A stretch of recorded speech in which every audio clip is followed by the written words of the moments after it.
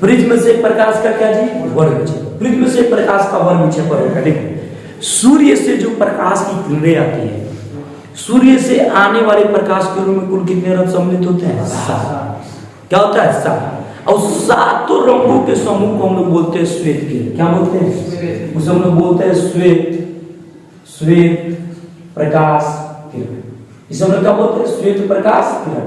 यानी 7 रंगों के जो समूह होता है, यानी जिससे मिलकर वो प्रकाश किरण आती है, उसको हम लोग क्या बोलते हैं? श्वेत प्रकाश किरण। यानी जो सूर्य से आने वाले जो प्रकाश किरण होती है, उसमें टोटल कितने रंग सम्मिलित होते हैं? 7। और उसके उसी किरण का नाम बताओ क्या है? श्वेत प्रकाश किरण पुंज।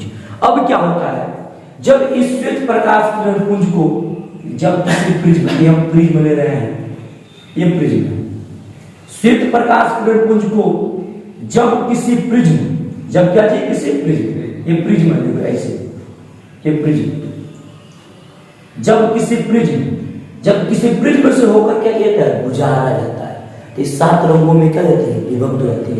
इस तरह से 7 रंगों में क्या रहती है? विभक्त होती है। इस तरह से ऐसे 1 2 3 4 5 6 और क्या 7 रंगों में क्या होते हैं? पहला होता है क्या? वायलेट, बैगनी। क्या होता है? बैगनी, ठीक। और उसके बाद क्या होता है? बैगनी के बाद इंडिगो, जामुनी। क्या होता है? जामुनी। उसके बाद क्या होता है? क्या होता है? ब्लू। उसके बाद क्या होता है? ग्रीन। उसके बाद क्या होता है? Yellow, orange. उसके बाद क्या होता है? क्या होता है? तो इस प्रकार से 7 रंगों में विभक्त हो जाता है। इसी घटना को क्या कहते हैं? प्रकाश का वर्ण विक्षेपण। इस घटना का नाम बताओ क्या है? प्रकाश का क्या वर्ण विक्षेपण। इसका नाम है प्रकाश का वर्ण विक्षेपण। कोई दिक्कत हो तो बताओ, कोई डाउट है? इस घटना का नाम क्या है? प्रकाश का वर्ण विक्षेपण। तो क्या लिखोगे? सूर्य से आने वाले प्रकाश किरणों में कुल 7 रंग सम्मिलित होती है, जिसे श्वेत प्रकाश किरण कहते हैं। जब इस श्वेत प्रकाश किरण को किसी प्रिज्म से होकर गुजारा जाता है, तो 7 रंगों में विभक्त हो जाता है। तो ये 7 रंगों में क्या होता है? विभक्त हो जाता है। इस घटना को हम लोग क्या कहते हैं? इस घटना क्या कहते हैं?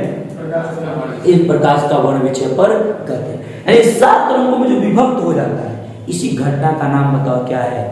प्रकाश का क्या वर्ण विक्षेपण। कोई दिक्कत? तो कोई पूछे प्रकाश का वर्ण विक्षेपण किसे कहते हैं? क्या बताओगे? लिखोगे सूर्य से आने वाले प्रकाश किरणों में कुल 7 रंग उपस्थित होता है, जिसे श्वेत प्रकाश किरण कहते हैं। जब इस श्वेत प्रकाश किरण को किसी प्रिज्म से होकर गुजारा जाता है, तो 7 रंगों में विभक्त हो जाता है। इसी घटना को प्रकाश का क्या कहते हैं? वर्ण विक्षेपण कहते हैं। इस घटना को श्वेत प्रकाश का क्या कहते हैं? वर्ण विक्षेपण। कोई डाउट है तो बताओ, क्लियर है? बता दोगे ना? तो एक शब्द में क्या है? जब श्वेत प्रकाश किरण को किसी प्रिज्म से होकर गुजारा जाता है, उसके 7 रंगों में विभक्त होने की घटना का नाम क्या है? प्रकाश का क्या वर्ण विक्षेपण। कोई दिक्कत? बता दोगे? तो सुनो एक बार सबको बताने। क्या लिखोगे?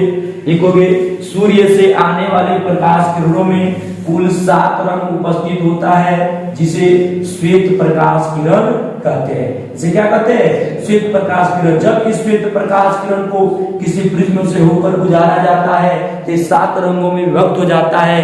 पर इस घटना को क्या कहते हैं? प्रकाश का वर्ण विक्षेपण कहते हैं। इस घटना को प्रकाश का क्या कहते हैं? वर्ण विक्षेपण कहते हैं। वर्ण विक्षेपण के क्या कारण? क्या पढ़ेंगे? प्रकाश के वर्ण विक्षेपण के क्या कारण? रीजन क्या है कि ये 7 रंगों में क्या आ जाता है? रीजन पहले, यानी इसका रीजन क्या है? समझो। देखो एक बात हमेशा याद रखना। देखो सूर्य से आने वाली यानी श्वेत प्रकाश किरणों में उपस्थित 7 रंगों का तरंगदैर्घ्य अलग अलग होता है। 7 रंगों का तरंगदैर्घ्य क्या होता है? अलग। 7 रंगों का तरंगदैर्घ्य अलग अलग होता है। ये बताओ, जब जिसका तरंगदैर्घ्य अलग अलग होगा, उसका बीच अपवर्तनांक भी क्या होगा? अलग अलग होगा। और जब अपवर्तनांक अलग होगा, तो कह सकते उसका विचलन भी क्या होगा? अलग अलग होगा। तो इसलिए 7 रंगों में क्या है? विभक्त हो जाते हैं। हर बात समझ। देखो हम लोग पढ़े भी ये क्या n इक्वल टू क्या होता है? 1/, क्या लैम्डा। n क्या है? अपवर्तनांक। n क्या है? तरंगदैर्घ्य। यानी कहने का मतलब किसी प्रकाश का तरंगदैर्घ्य उसके अपवर्तनांक के क्या होता है? व्युत्क्रमानुपाती होता है। क्या होता है? व्युत्क्रमानुपाती होता है। यानी किसी प्रकाश जो तरंगदैर्घ्य होता है उसके अपवर्तनांक की क्या होता है? व्युत्क्रमानुपाती।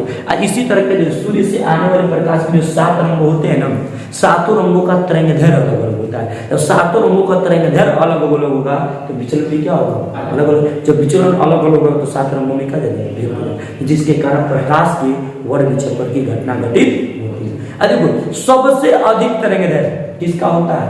सबसे अधिक तरंगदैर्घ्य किसका होता है? लाल का। सबसे अधिक तरंगदैर्घ्य क्या होता है? लाल रंग का तरंगदैर्घ्य सबसे अधिक होता है, इसलिए इसका विचलन क्या होता है? कम। तो उल्टा होता है, जिसका तरंगदैर्घ्य अधिक अपवर्तनांक क्या? कम। देखो तरंगदैर्घ्य अधिक अपवर्तनांक कम, जब अपवर्तनांक कम होगा तो विचलन भी क्या होगा? कोई दिक्कत? अब देखो बात करते हैं अब यहाँ से। देखो सबसे कम तरंगदैर्घ्य किसका होता है? बैंगनी। किसका होता है? बैंगनी। अब बैंगनी रंग का तरंगदैर्घ्य अधिक होता है, इसलिए उसका अपवर्तनांक क्या होता है? सॉरी तरंगदैर्घ्य कम होता है। तरंगदैर्घ्य क्या होता है? जब तरंगदैर्घ्य कम होता है तो इसका अपवर्तनांक क्या होता है? अपवर्तनांक क्या होता है? ज्यादा। जब अपवर्तनांक ज्यादा होगा तो विचलन भी क्या होगा? इसलिए इसका विचलन सबसे क्या होगा? अधिक होगा। कोई दिक्कत?